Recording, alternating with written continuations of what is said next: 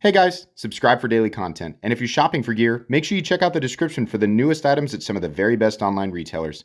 There's also links for some of the items that I personally recommend. Thanks! What's going on YouTube? Metal Complex here, and today I've got another interesting knife review slash knife overview to share with you guys. This is the BRS Evolve Khopesh. At least I think I'm pronouncing that correctly. I'm sure that you guys will correct me in the comments if I'm wrong. This knife is absolutely available in a few different blade shapes. So if you don't like this blade shape, there's a couple of different blade shapes. And there's also a couple of different deployment configurations, meaning there's a thumb hole or a thumb stud or a flipper tab. And the thumb stud is more like a thumb shelf or something or other. There's also a couple different handle materials. I'll link it right down below so that you guys can check it out if you'd like. The price also varies, so make sure you take a look at that. Thanks so much to BRS for sending this in for me to take a look at. Thanks to my patrons who are supporting me. Link for Patreon down below as well. And please make sure to follow me on Instagram at metal_complex. Okay, this is a big knife. Not as big as in Cold Steel, but it's a big knife by normal standards, right? So the overall length of this is coming in at about 9 1/4. The blade length, I'm sure you guys were looking at that, comes in a little bit over 4 inches. It's like 4.1 inches, and then your cutting edge is 4 inches on the dot. Wow, lots of blade there. How about some size comparisons? We'll just do a couple up against the Ontario Rat Model 1 and the Ontario Rat Model 2. So there you go. How about up against the Spyderco Para 3? There we go. And last but not least, the Spyderco, no, that's wrong. Let's do the Benchmade Bug Out. Up against the Benchmade Bug Out. And you know what? We should probably do it up against at least one really big knife. The one that I always use, even though it's not the most common knife in the entire world, is the Microtech SOCOM Elite, which is, I think, about 9 inches. So there you go. This is a big knife, right, by most people's standards. Let's go ahead and talk about the action here. How is the action? The action's actually great. It is not only fall shut, but it is very smooth, and it's very controlled, which is something that's really nice. The only issue I have with, part of the process is disengaging the lock bar. Now, the lock bar itself is fine, and so is the jimping. The problem is they have not cut out an area on the show side scale for easy access to the liner. So guess what? You have to push in first and then over. Given that we have a fully jimped and very thin liner, that starts to wear a little bit on your finger. This really would have gone a long ways just to cut this a little bit deeper than the non-show side area, right? Or the liner itself, so that you could get in there and easily disengage it. Now, this is annoying, but it is not a deal breaker. I just want to be clear about that. Actually deploying this thing, this particular guy uses this big thumb opening area, and it works really well. Actually, you can reverse flick it. You can also just thumb flick it out pretty easily, or if you want to, you can just pinch it out and sort of wheel it open. On the different models, the flipper tab, obviously you'll use the flipper, and on the thumb shelf version, you'll use the thumb shelf. I would venture to guess that this version and the flipper version will probably be the easiest to manipulate. This is actually really good, and it's really satisfying too to launch that big blade into the locked position. How about carry profile? So thickness up against the Spyderco Para 3. You can see here it's really not all that thick. It's a little bit thicker, but not crazy. Length and height up against the PM2 and Para 3. And what we have here is a knife that is going to take up at least as much room in the pocket as the Spyderco PM2, and it's also going to be heavier. It is longer than both, and at its maximum height, it is absolutely in the same place as the PM2 or Para 3. So keep that in mind. This is going to take up a decent amount of room in your pocket. I've definitely handled knives that are much, much larger, but judge that how you will. We are looking at shred carbon fiber, titanium, and M390 on this guy. We have a steel liner. And then we have a titanium milled clip. On the other variations of this knife, you'll notice, wow, lightning strike carbon fiber. Careful, it's actually a laminate, meaning the top is a very, very, very thin layer of lightning strike carbon fiber, and then directly underneath it is a much thicker layer of G10. So it's mostly G10. They also have a version that's just G10. That version is quite a bit cheaper. And then they have maybe one other thing.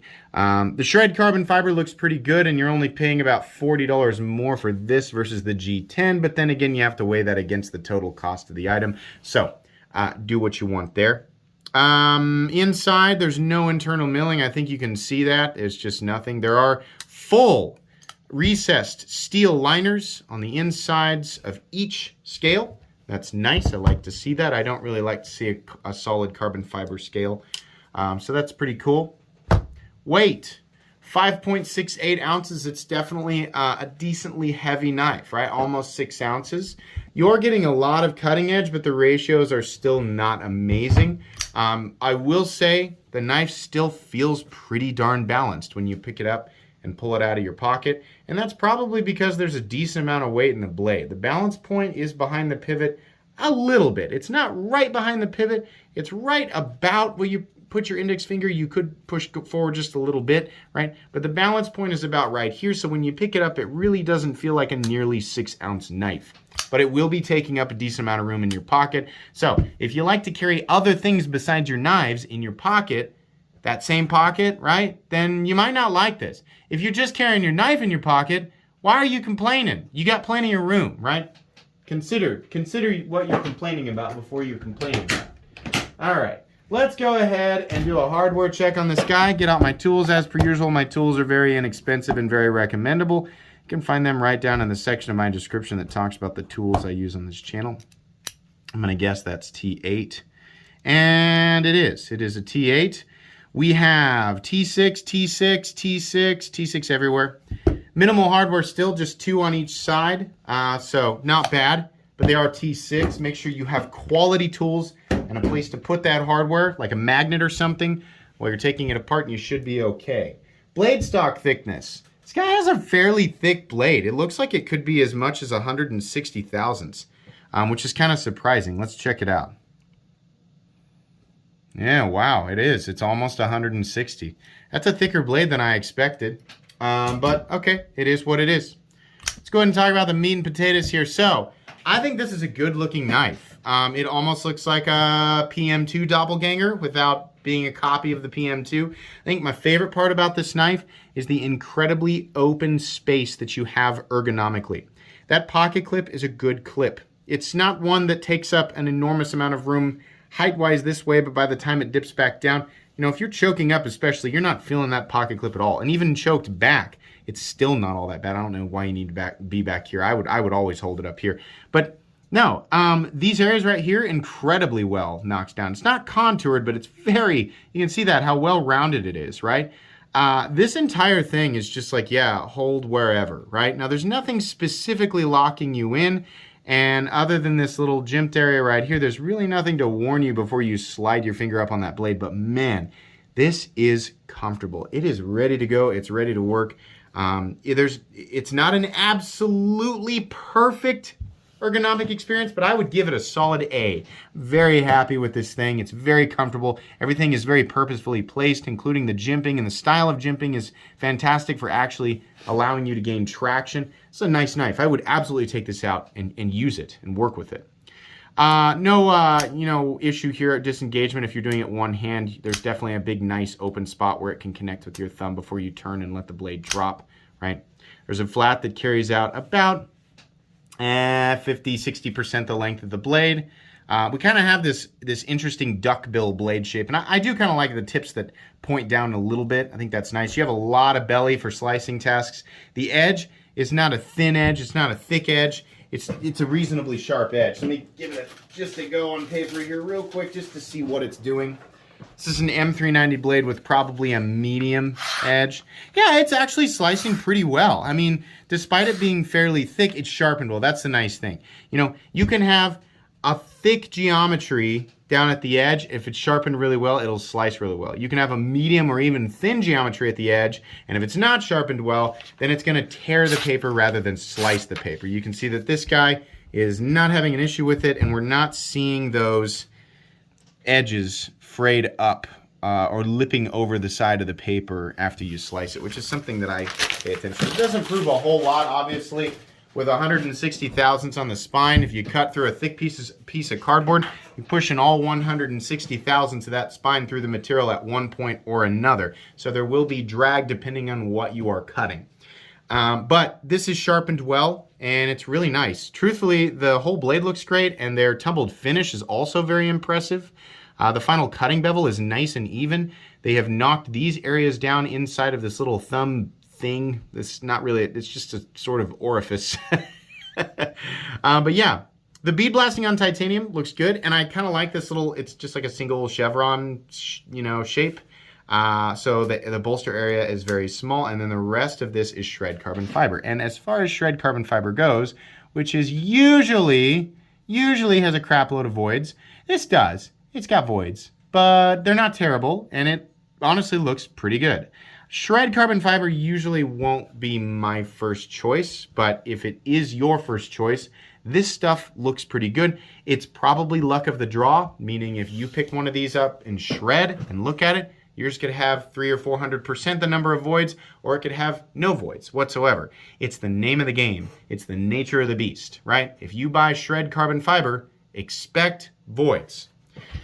We have two interesting standoffs back here that are titanium and that have been anodized. They've just got a little pattern on them, which is cool. Usually that's just a really plain area. BRS is known for doing wild things. They'll have a wild profile. They'll have, wild elements. Sometimes they're very, very busy with all of the aesthetics. And when they do simple aesthetics, sometimes they sneak in little elements that give it some character, like these standoffs here with a pattern on them, which is nice. I mean, we almost never see that. I appreciate it, definitely. Guys, holy crap, there's no lanyard hole. Who cares? Moving on, we have a pocket clip here that's pretty good. The depth of it is about medium. It sits actually countersunk or recessed into the scales, which is nice. I didn't even notice that slot was there initially, so that's good. You don't want to have to look at it. So lefties, you can definitely manipulate this. In fact, just given the angle, I think it's probably easier for left-handed people to operate this particular right-handed liner lock. So lefties, you might, with all the stuff you're forced into operating that's right-handed, if you're a knife collector, this one might be, take a look at it if you really like it, because it's, without that cutout there, you're going to naturally have to come across this area to get it to disengage, versus us on this side normally just having to push in. So considering you have to do that anyway, you're probably used to coming straight down at it, so this might not bother you. I don't know, I'm not left-handed, I'm just guessing. Pocket clip, like I said, is milled titanium and has a nice ramp at the end, which means you can push it straight into your pocket, straight over that pocket seam with one hand, not having to hold the pocket seam or do this weird dance to get your knife into your pocket and seated correctly. It always drives me nuts. Transition from the titanium to the carbon fiber looks pretty good. I really don't have a problem with it. These companies kind of have that down nowadays, The stop pin is right here, and there's an enormous amount of shouldering. You can see that gets tucked way in there. We have no blade play up, down, left, or right, which has never been a problem for BRS. No pivot lash. Nice and smooth. And it's not quite a clicky detent. It's a little bit of a thud. But there is no pivot lash, and it's a totally centered blade. So BRS knives are made in China. Some people think that I try to hide that at the end of the review, or I don't say it at all because I'm trying. It's not. I just forget that that there are people who don't know. So if you didn't know, I'm sorry that I'm not saying it until we're 13 minutes in here. BRS knives are made in China. I review a whole bunch of Chinese knives, right? I'm going to review knives no matter where they're made, as long as they are made with some effort in mind for quality and original design. Those are my criteria, right? You can yell and scream all you want. I'm not going to change it. So yeah, this is made in China. It's pretty much on par with what you'd expect from all of its competitors. In fact, BRS is offering a little bit more, where some companies have been offering a little bit less here lately. The price on everything seems to be going up, so this is still an expensive knife, but we are getting the bit of the extra, right? In this case, we are getting a milled titanium clip.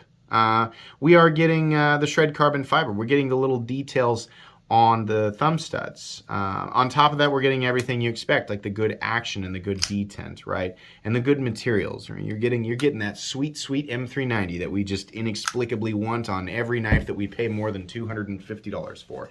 But it's fine. And honestly, at this geometry, as long as they have heat treated it correctly, it should be okay. And when I say correctly on this channel, I mean it should be at least 60, preferably up to 62, but at least 60. So assuming they have done that correctly, then yeah, the M390 is sharpened. It's sharpened extremely well. If it's Rockwell hardened correctly, then you're definitely getting your money's worth out of that.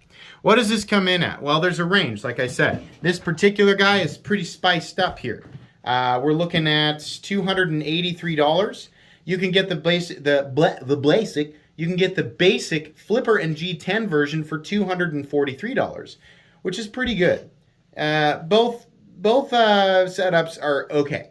If they had come in at 260, like 250 to 260 for this guy, and something like 215 to 220 for the G10 guy, I'd have been really, really happy. As it sits here, the one thing that bothers me the most is that there's no cutout for this. This really, and this applies to so many different knife designers and makers. When you do this, don't give us a teeny tiny narrow space to jam our thumb in there, because listen, as much as the user community absolutely hates to hear this, right?